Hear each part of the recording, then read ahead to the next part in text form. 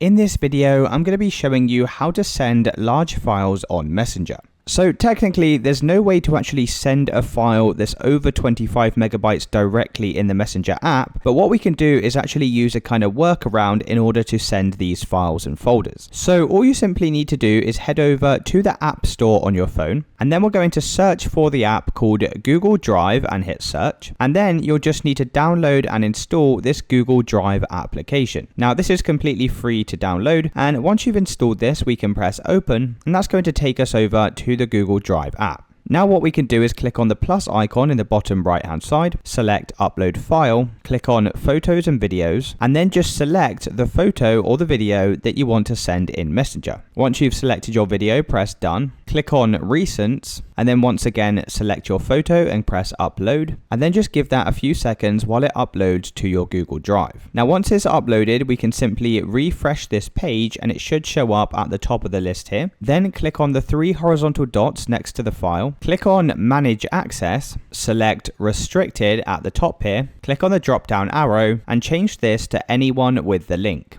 Now once you've changed this, click on the link icon in the top right hand side to copy the link, and then what you can do is once you've copied this link is head back over to the Facebook application, and you can now paste this link inside of Messenger, and then once you've sent this link, this person will then be able to access your file or video. So it's as simple as that, guys. If you did find this video helpful, then let me know in the comments and I'll see you in the next one.